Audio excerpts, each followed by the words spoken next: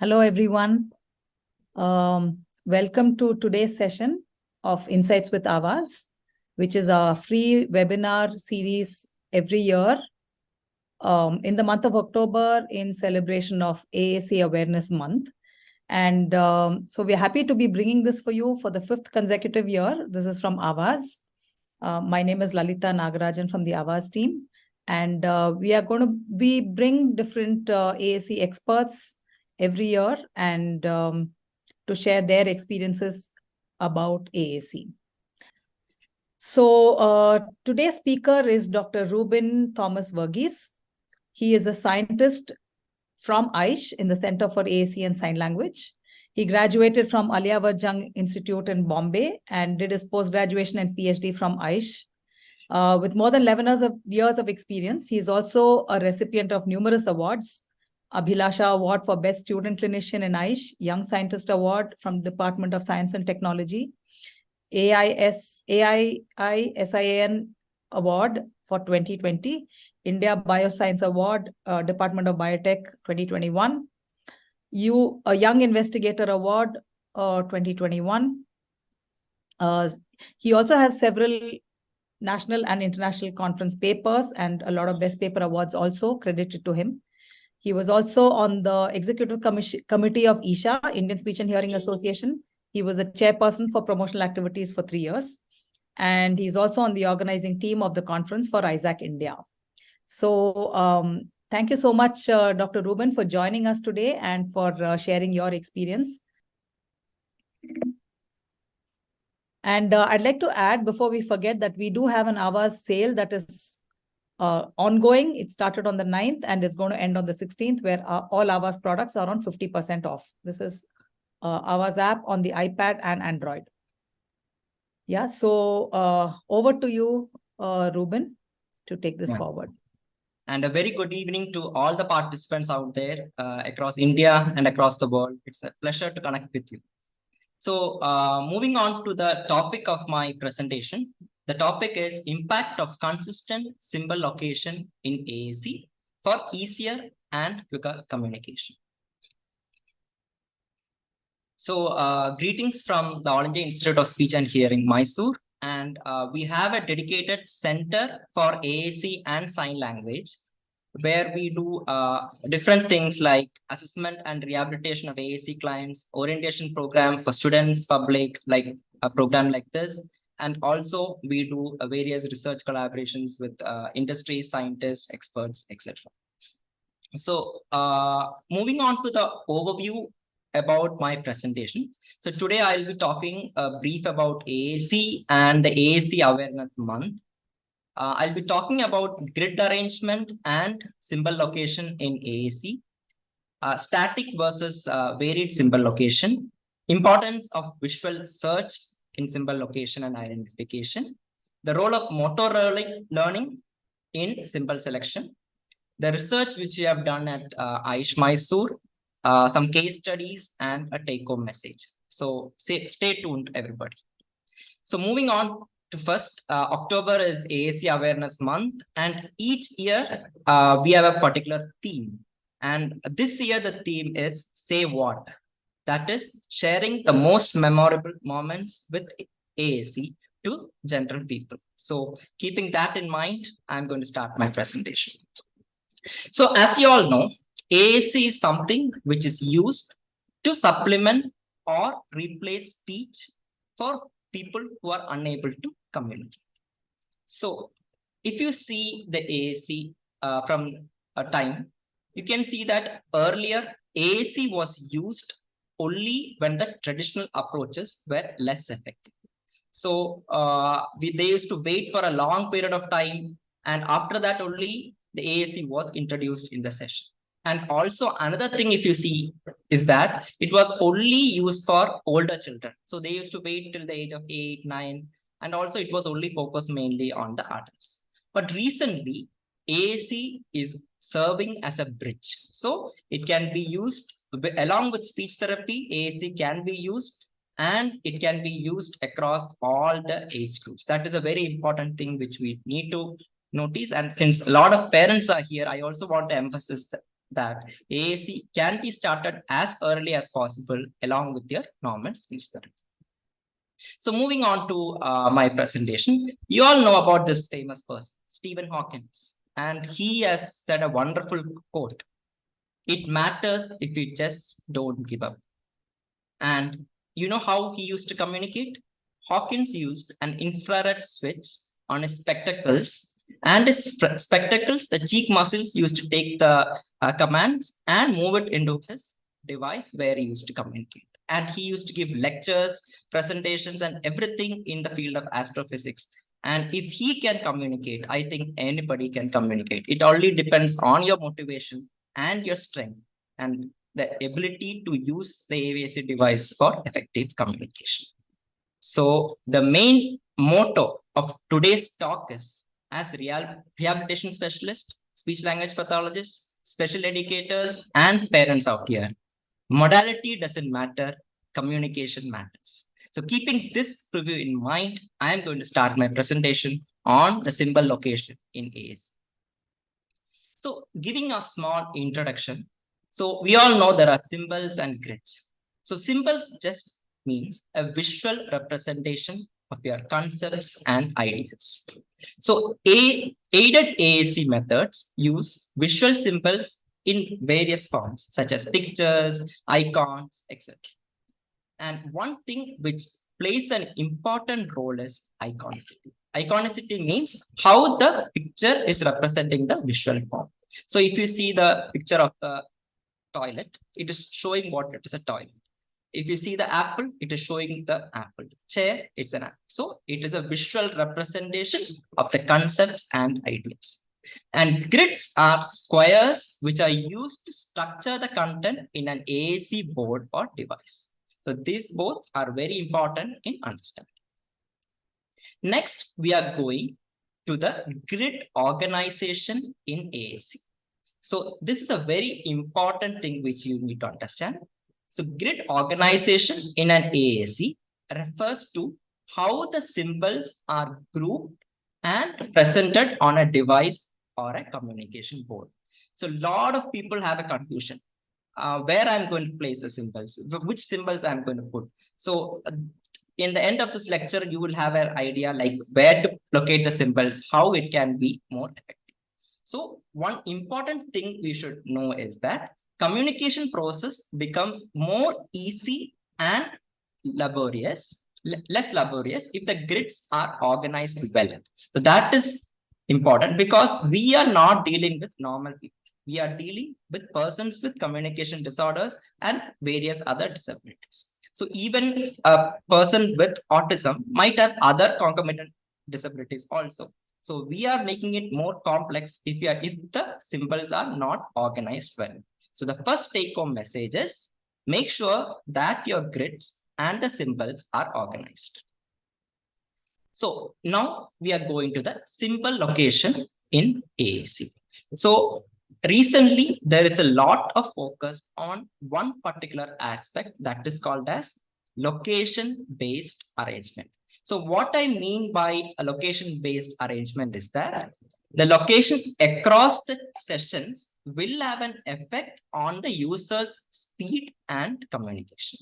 Okay, so from first session to the 10th session, it will have an effect. So usually, traditionally, symbols are located in the grid organization in two ways. One is consistent symbol location, and the second one is varied symbol location. Now, let us see how both are different. So, in consistent symbol location, the location of the symbols will remain constant from the initial phase to the later phase of the AAC training. So, now if you see the example here, the dog is placed on the top. After 10 sessions also, the dog is placed in the similar position. So that is very important in the consistent symbol location. So now I will give you an example of varied symbol location. So in this varied symbol location, what happens is that the location of the symbols vary from the initial phase to the later stage of the AAC training. So here, if the dog is here, in the end of the session, the dog is here. So there is a change in the location. Okay. So this can be also applicable to core words. Okay. So initially when we start AAC training, we focus on core words and we give training on that with clients or your children. So there also what I see is that many of the parents are not following a particular location when they are giving the training or when they're giving the practice at home. So this becomes more complex and laborious for your children. So it is better that we maintain a constant location throughout or consistent location throughout our training or rehabilitation. So this is how the varied location is there for the core words also. So this is my initial. So now I'm going to talk to something about visual search. Visual search is a very important thing which is present in everybody. So let me give you a simple example. So today you have got a Android phone and you have been using it for the last 3 or 4 months. So you are acclimatized to the position of the icons and you are so fast that it's easy for you to identify where the WhatsApp icon is or where the Facebook icon is. But the next after 3 months, I am giving you a new phone, iPhone. So there is a change in the location of the icon. So you take more time. So the simple concept is that in same thing can be even happening for our clients with various communication difficulties. So especially for AAC users, visual search can be very much distracting. So if you are using a particular symbol in a particular location, and if you keep on varying, their visual search gets limited and there is a lot of distraction. So this will hinder their communication process, and as a result, they will not be able to communicate effectively. So various studies are done on this, and it shows that consistent symbol location has a very significant role in the symbol identification process due to the visual search abilities.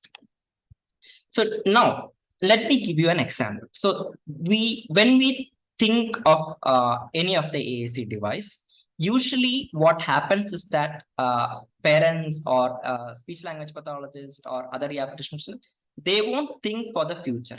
It's usually like today what we are going to teach, that's our main modality. So one thing what we need to do is think about a larger grid size. So you can take the bigger grid size, and there is an option in various AAC applications like Avaz and all, where you can hide certain icons or symbols. So what is more important is that as the client progresses or matures, you can keep on adding the different symbols or icons, but the location becomes similar. That is a very, very important thing you need to consider. So always make sure you think about a long term and plan for the rehabilitation or training your kids.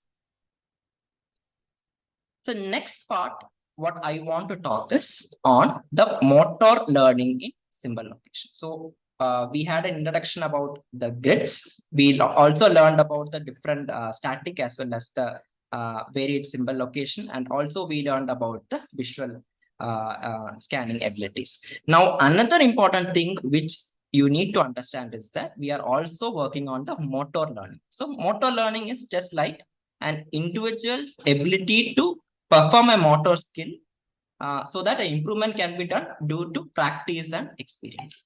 So we all use keyboards, right? So after a particular time, it becomes so easy for us to type, right? So you change the keyboard or you change few of the buttons. Again, it becomes difficult, right?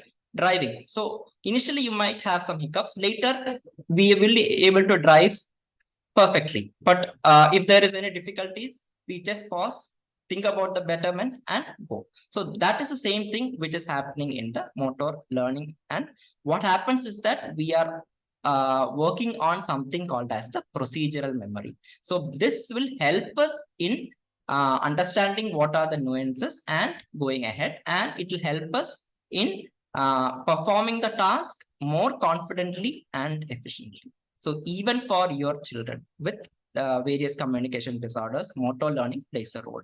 If you think that our child is this disorder, that disorder, but motor learning happens for everybody. The more you give practice, the more the outcome comes. Okay, so let it be whatever the disorder is. Let them have a multiple impairment, no problem. Give them consistent training. This will happen. Okay. So now I'm going to show you a video of how so this is where usually you have the screen, and we start with the different cohorts and the various cohorts for the child to learn. And usually we go for big buttons.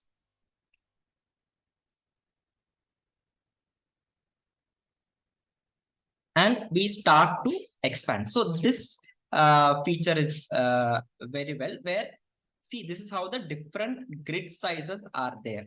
So what happens is that initially only if you can plan for a bigger grid size, you can use it. And only thing, this is very important. See, you can hide it. See, so this is, I have taken a very big grid size, but I have hidden certain objects. So later, as the child matures and as he learns new vocabulary, I can incorporate. So this is very, very helpful for our clients with disorders. So you can even see that. So you can keep on adding the skills. So this will help them in their motor planning. This because they know where is eat, that eat is there only. So even if you give them after 10 sessions, their hand automatically goes there because of the repeated practice. If the stop is there, they know the stop is there only. But if you are going for a smaller grid size or a small thing, what happens is that you will not, the child, if you keep on adding a new one, it becomes difficult.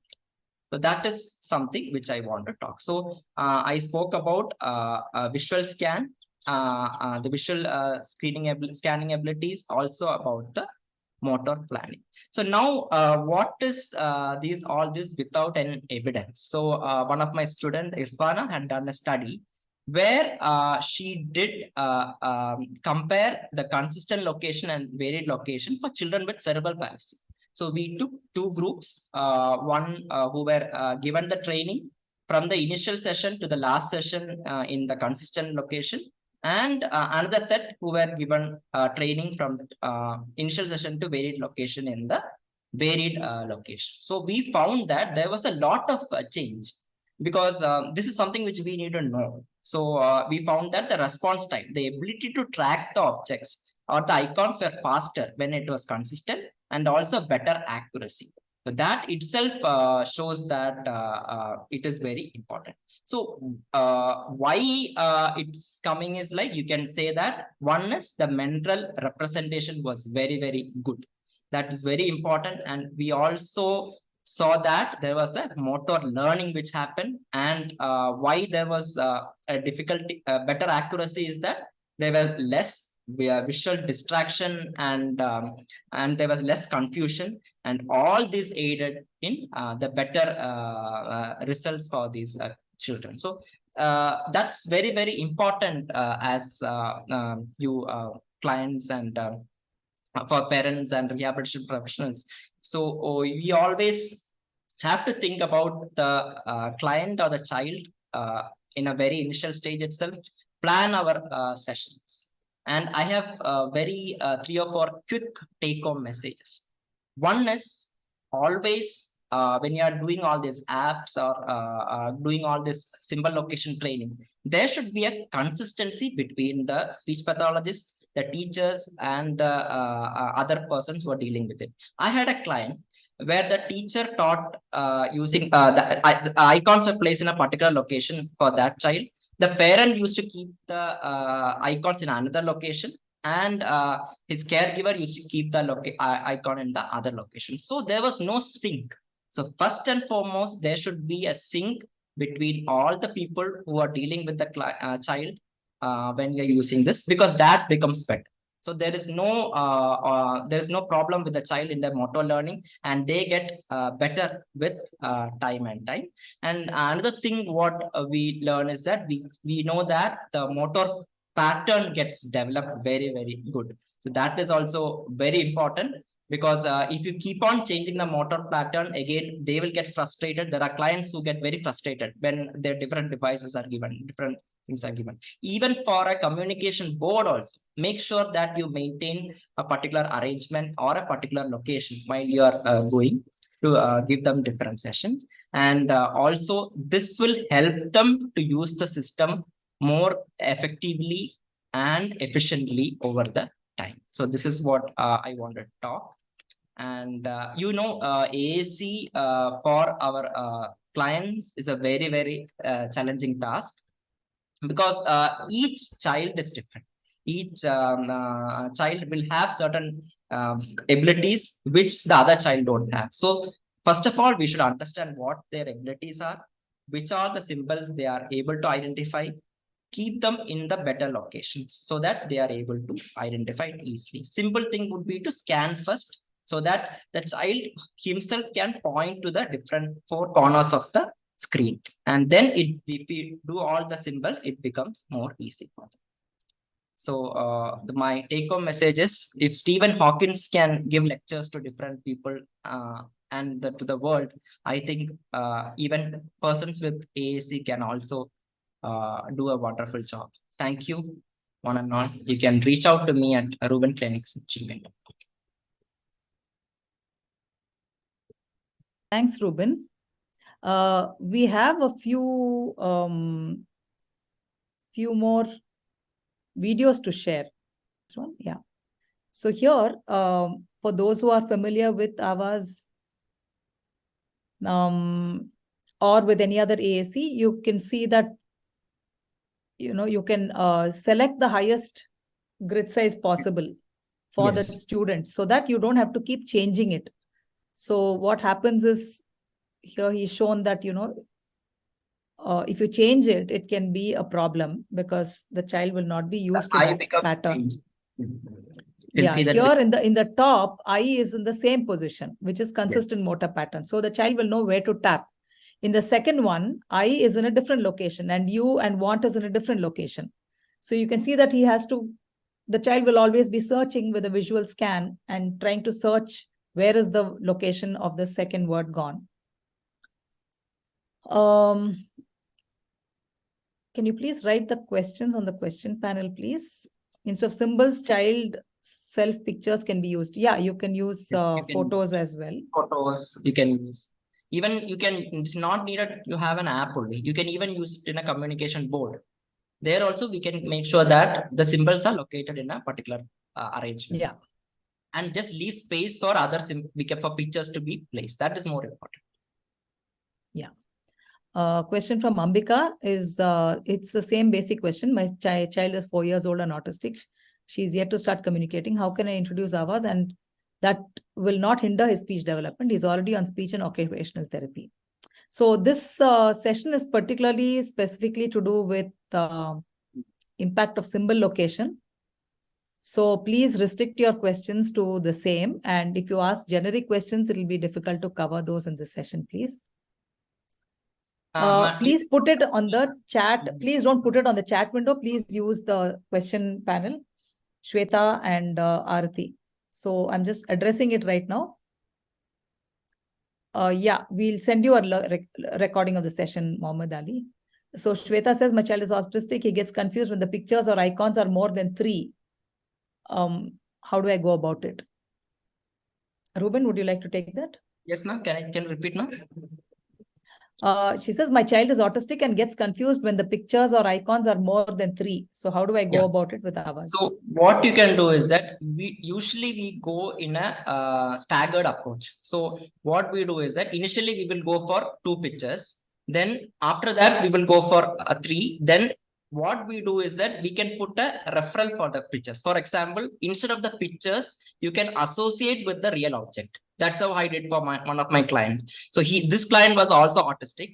But what happened is that when we are trying to put more pictures, he gets confused. because there is no association. So what I did was that, for example, apple. So he used to get confused when I taught the apple. So what I did is that I put a real object also, and also intermingled with the picture. Later, his motor planning became better and he was able to understand. So that will happen when we are not mixing two things. So only what you need to do is that you should not stick on to one thing only, especially when you're dealing with clients with autism. You can just use a multi-sensory approach that the image or the photo or the real object can be placed along with the icon where you can teach. So that becomes very easy for them. Yeah, just to clarify, Smita, it's not that, yeah, you please start with a minimum of 24. In fact, higher than 24 is even better. Only if the child is getting confused, then you hide the rest of it. So the important thing is the symbol location should be the same. So you set the pictures per screen or the grid size to the highest that the child is capable of selecting and visually scanning and motorically selecting the icon. So for example, if you're using your phone, your child is able to tap the small icon of YouTube or anything or WhatsApp, then you know that that is the smallest size that he's able to actually visually scan, and using his motor skills, he's able to touch. So that is how small the picture can get even in the larger screen. So you can set a really large grid size of even up to 40 or 60 or 80 or 100. You can set it to any of that, so that the advantage of using a larger grid size is that initially you can hide all the icons that are not being used and that he's not familiar with. But eventually, if he's going to get there, he's capable of touching that. So you set it at the largest grid size possible that the child can actually touch. And then hide out the ones that he's not using right now. So if he's getting confused, you can restrict the number of visible icons to maybe just a handful, maybe 4 or 5, so and get him. Yeah. It's based on the client. So some clients, even 15 would be difficult. So you should look at the child per se, see how well he can scan. So if he is able to, in the 16 grid size or 15 grid size, is he be able to stand on the scan the 4 corners of the screen, then you can go ahead with it. But if it's not able to, don't go ahead. So based on the child, you should select the grid size. But better to have a bigger grid size, so that when you keep on adding the vocabulary, it becomes easy. It's not about how many pictures he's able to identify now. Like right now, maybe only 3 out of, but the grid size is different. So the number of pictures that is exposed may be fewer in number because he may get confused in the initial part. But the sizes can be really small, the size of each picture. That means the number of the grid size can be really large. That means the number of pictures per screen can be really large. But you hide out or mask it out. Yes, correct. Okay, I hope that is clear. At the beginning, we use bigger picture size so that the child doesn't get confused. That's not really required, to use bigger pictures. We may think that the child gets confused, but you can restrict it to smaller pictures, but fewer in number. Yes. Okay, you please try that before you decide that it's the number of pictures that's actually getting confusing to the child. Because the idea is not to start with 2 or 3 and then move on to 5 or 8 or 15 or 24 later. The idea is not to keep increasing the number of pictures per screen. Idea is to fix the number of pictures per screen from the beginning so that the location of the images don't change. So you can hide the images and then bring it back. I hope that makes it clear. Smita? You can try it at 24. You can see, yeah, his ability to visually scan and touch, and then see how that makes it better. Okay, Prashanti says, how do we teach navigating from one folder to another? Because remembering the path is becoming difficult. Please help. Yeah, so here, it would be difficult, but the best way is to do modeling. It's not that on day 1, he'll be able to remember it. You have to just keep modeling it so that, and you can, talk about the path that you're following. You can say, now I'm tapping the food folder, and then I'm tapping the breakfast folder. So it may take some time, but yeah, you can just be at it and just keep modeling and telling him what you're doing as you model, as you navigate from one folder to another. You can just keep doing the same thing. You can keep modeling it and talking yourself through that path that you're navigating. For this also, the motor planning takes place. So the more you practice, the motor pattern gets established and the child will be able to navigate. Yeah. Even for, because even normal children, if you give them a phone, they know where the YouTube is, they know where the cartoon is. So just like that, after a particular set of trials or repeated exposure, the motor pattern gets involved and they will be able to navigate. And as madam said, you can just model. Modeling is very important. And along with that, you speak out. And it will be registered in the child's motor learning path. Gayatri says, how do you color code like different for core words, verbs, category folders, and sometimes when we add the position of symbols change. Yeah, that's the important thing. When you add, the positions should not change. That is why we are again repeatedly saying that take the largest grid size so that when you add it in a particular position only, and you don't keep, see, every time you change from a smaller grid size, that is what we were trying to show here. Can you show that video again? I wanted to show that, yeah. Reuben, because we have to establish how when it's in a smaller grid size and like here, this is a smaller grid size. And when you move to a larger grid size later, if you do this, if you follow this method, then the position of all these icons will change, right? So I will just show you the, I will can you just move, the next one.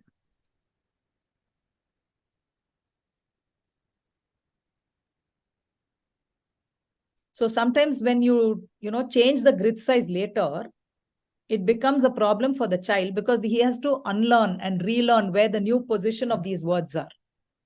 Can you see that the position of a lot of words have shifted as you keep increasing the grid size? So the idea is we don't have to keep increasing the grid size. You establish the grid size from the beginning, which is based on how the child is able to visually scan and touch. So it depends on both of these that you establish the grid size right from the beginning and then keep introducing more words to it. Like you can mask it or hide a lot of those words and introduce them few at a time.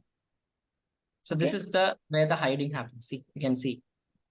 Wish we knew this well before about the positioning of icons and grid size. Yeah, I'm glad at least now that, that's one of the reasons why we are trying to, establish the importance of this grid size and, positioning of icons. It's a very, very important point.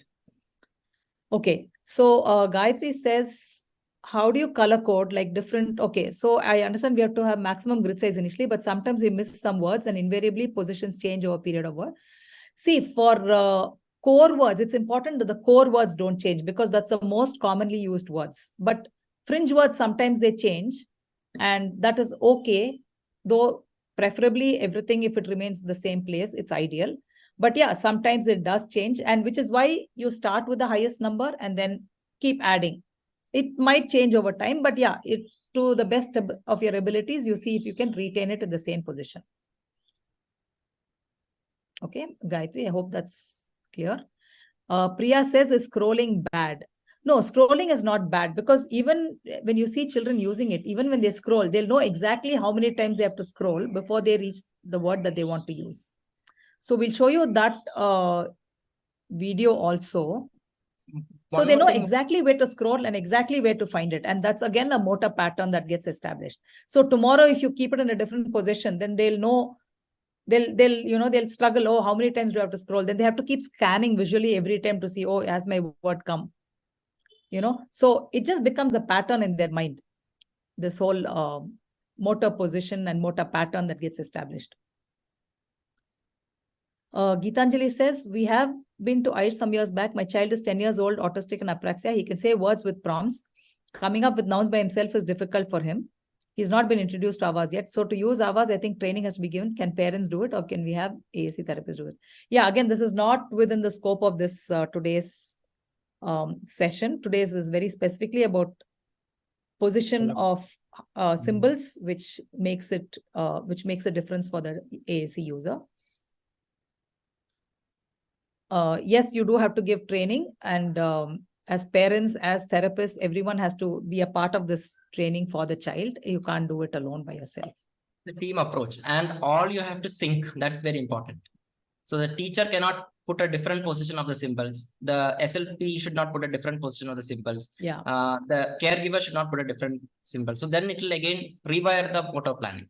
That is also very important, where all work in sync and together, team approach. Absolutely. Yeah. Where everyone, so sometimes what happens is the parent says that they will introduce words that is used at home in a different folder and a different location. So then what happens, the same words are used in different locations in different folders. The school will be using it in a different location, and at home you'll be using it in a different location. So the child then gets confused. Yeah, I put some same symbols in every folder for convenience.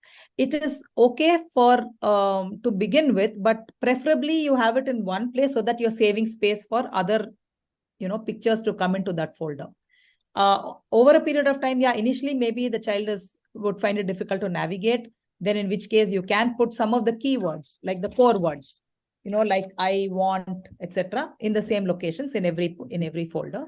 But after some time, you can remove it. Then the child will be able to navigate from the higher folder to the lower folders. He'll be able to use words from multiple folders. Aarti Shetty says, can you please show us how to hide particular symbols and how to unhide them? Yeah, okay. Can you see Avaz?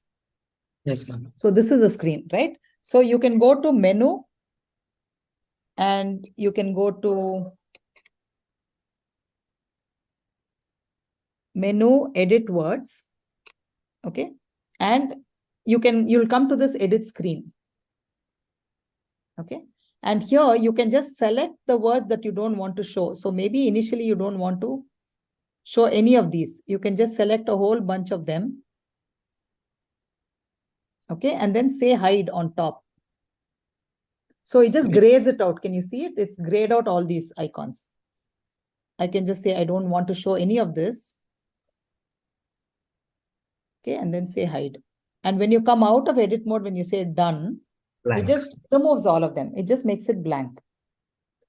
Can you see that? So you can restrict it to just a few. You can just show very few in this if you want to, or you can show as many as the child is able to manage. Okay. Is this clear how you can hide and show? Aarti, I hope you were able to see that. And also, I think if you keep too many also, what happens is that there will be distraction.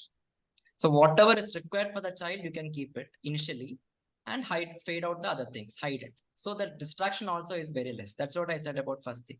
Visual scanning also improves better. Yeah. Okay. Shweta Padma says, what is the particular grid size generally used for beginners? So that is what it is. That's what we were saying, that there is nothing called beginners grid size. It is what you look at in the next 10 years or 20 years or whatever the child will be able to scan and touch. So it need not be that, it should not be that today he chooses 5 or whatever 8 grid size and tomorrow he is going to reach up to 100. A lot of people in the West, they start with 60 as the minimum grid size. The SLPs in the West, they recommend starting with 60 or even 70. That's the default grid size, unless the child is not able to visually scan, like if they have visual problems, visual impairment, that he's not able to scan so many items at one go and, touch such a small icon. Only then do they look for a smaller grid size. So here we suggest definitely not less than 24 if there is no problem. In fact, you start with 40. That is what we typically say. And yeah, if you feel that 60 is too much, then please start with at least 24, if not 40. Okay. And that should be generally maintained. If you feel that your child will definitely at some point reach 60, then please start with 60 and just hide the other icons the way we showed it now, how you can hide it. And you can start using it with very limited, icons to begin with. And a lot of them, I mean, sometimes the real limitation is what we set on the child. The child is probably capable of handling much more. Okay. But we think that, and because we feel that, oh my God, there is just too many images. We find that often that it's more the parents or the caregivers who get very overwhelmed with the number of images on the screen, that they feel, oh my, the child will get confused. But actually we get confused when we see it for the first time. It's overwhelming for us. But the child will be able to, if by constant use, and the only way we do it is by modeling. Repeated modeling will also show the child where to find the word. Okay, modeling meaning you do it, you use it for the child and show it on your device. Jolly Mishra. So I hope that answers Shweta. Jolly Mishra says, thank you. My son clicks on different apps on the tab and play, not really understanding it as a communication device. He gets very attached to it and always tries to snatch and play. Yeah, lock screen is also, we have got that option. Right, ma'am? Sorry? We have got an option to lock the screen also, no? Yeah, that is also there. You can lock the screen. It's called pinning. It's called pinning on Android devices. And there is something called guided access in iPads, where you can prevent the child from pressing the home button and exiting from Avaz, so that he'll remain logged into one application only. Okay. So, yeah, I hope that answers your question, Jolly Mishra. How to regain? What is the Aparna? I think you've asked a question. I'm not sure what you mean. What is that? Can you complete the question? How to regain what?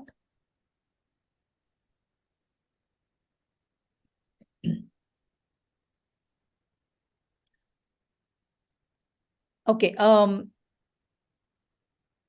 Any other specific questions when we hide? Okay, how to regain? Yeah. Sorry, I didn't show that. So you go back into the same edit mode. And you say show. So this is how it is hidden, right? I have to change this blur option. Okay, so this is how it is hidden, right? So here you go back to menu settings and edit word. And here you can see it all hidden, right? So if you want to open up this, you tap this, it will select. It selects these two. You can see a small orange tick mark to say it's selected. Then you say show. So can you see those two are shown now, the two ones in blue.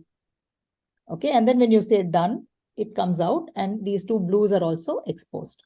So that is how you can show and hide and show. Yeah. So Shanti says sorry. Yeah, ma'am, one question is there. One of the students uses multiple fingers to click on the icons. So we also get some grids available where we can place it on the apps so that this the finger won't go from one grid to the another grid. So it becomes easy. That grids can be customizable also. We can get it from online and all, which we can keep it.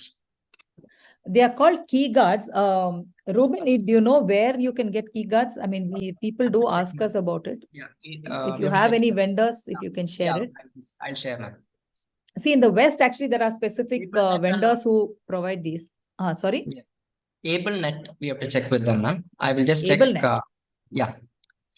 Okay. Yeah. AbleNet, I think they have agents here who also, yeah. I'm not sure of the other ones. Yeah.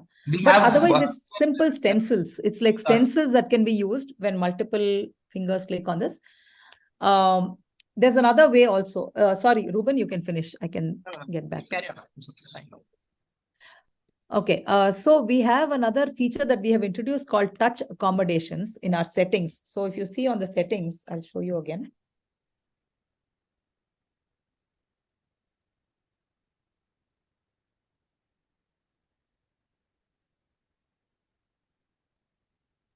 So here you have, when you go into menu and you go into settings, okay, and you keep scrolling here, you will find something called accessibility and touch accommodations. This is something that is there even in the iPad accessibility settings, but this is something that we have also added within the app so that you don't have to go back into iPad to do these settings, and it's easier for you to handle it here.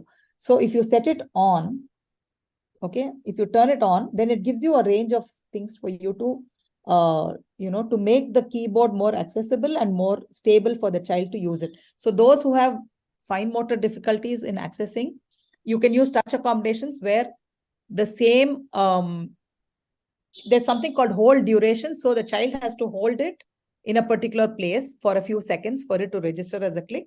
And there's something called ignore repeat. So for children who keep tapping the same icon repeatedly, there is something called ignore repeat. So for so many seconds, you can set that those repetitive taps will be ignored by the app. Okay, now you said multiple fingers. For that, there is something called select on release. So it'll identify it as whether it is the first finger up, first finger down, or the last finger up. So if you have multiple fingers scanning like this, it'll take as a click whether you can set it up to say, okay, do you want the first finger, which is tapped here and then moving here, or do you want the last finger up to be recognized as a click? So you can set up all of these. It's called touch accommodations within Avaz app as well. Okay, I hope that answers you, Jolly.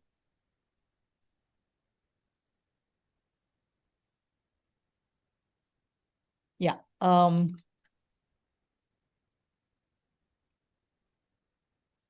Any, yeah. Shweta, did that answer your question? And any other questions you have? And in the meanwhile, I'll just launch a poll. Please share.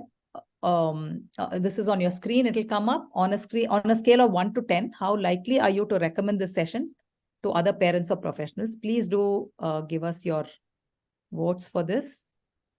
And when we end the session also, you will be getting three simple questions. Please do share your feedback there because we are always looking at how we can improve the session for others.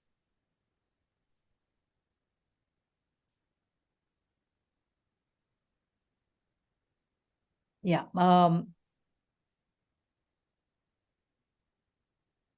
Any other questions? So can you share with us what are your takeaways on the, more than the takeaways, like what do you think would happen if you change the location of the icons? Can you share with us on the chat window? What is your understanding of that?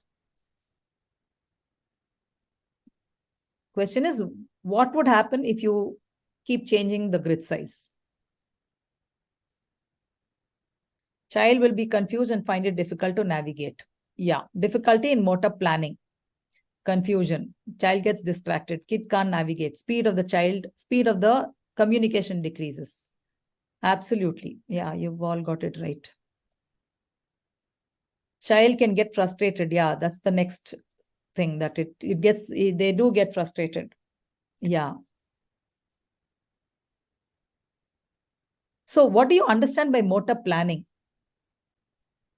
Can you type in the chat window?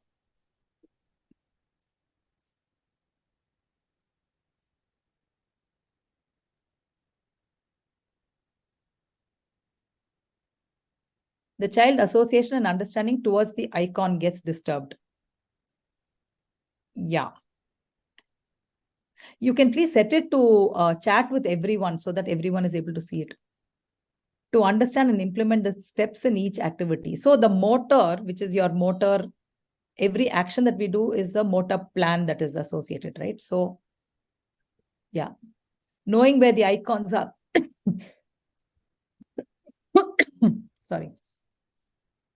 Yeah, finger movement to the icon is the motor pattern. So the pattern that is established is when you say you are moving like 3 steps here and 2 steps here. That whole thing is a pattern that gets established, right? So even in your phone, when you look for a particular, let's say WhatsApp you're searching for, and you know exactly what to do, you have to flick it to open the screen and then go to that one on top right or wherever it is on your screen. You know exactly where to go. And that's something that is in your memory and that becomes established as a pattern. So it's called the motor pattern. So where to go, how to find is a motor pattern. So visual planning also happens, finger and visual coordination. Yeah, that's correct. Finger movement, how do you access a particular icon? So that becomes a motor pattern. So yeah, I hope you appreciated the importance of these motor patterns and why it is important. Does Avaz take away verbal communication? No, this is a different session again. But yeah, to answer that question very briefly, yes, I mean, no, it doesn't take away verbal communication. On the other hand, it actually accelerates the development of natural speech. Avaz or any other AAC, it does not remove verbal communication. You can have it parallelly going together, which is something that Reuben had also said in the initial slide, where he said both can go parallelly. And that was the traditional approach where they would try everything else. And then if everything else failed, then they would resort to AAC. Whereas now we see a change in the trend that AAC started along with speech therapy right from the beginning and right from the time that your child gets assessed. Motor planning is remembering the icons and how it is placed. Yeah, finding a way to, finding a pattern. So the motor pattern is, what is the pattern that is established for doing a series of steps? Like a typewriter, it will increase the memory of the finger. Exactly. And like how when you're even driving a car, where initially you have to remember, or a bike, or, that you have to brake, and therefore, your foot has to go onto the pedal, or you have to accelerate, it has to go onto another pedal, or you have to hold the bike, the right or the left. You have to know exactly which gear and all of that. But after you've learned it well over a period of time, you realize that you know exactly where to do it. Even if you're talking on the phone, or you're talking to somebody, or you're listening to music, you don't even have to think, oh, I have to brake and I have to go to this particular one, or I have to accelerate and I have to go to this particular one. It just happens automatically. That's called motor automaticity, where it becomes that whole pattern gets established in a very automated manner. Okay, so that is why it's a very important skill to develop. And changing it. So supposing you've changed in your car, if you've changed the position of the brake, or even in your gears, if it's the reverse, if your cycle has brakes on the opposite side, you will obviously end up falling, because you will naturally, hold the left-hand side. And so it becomes automatic.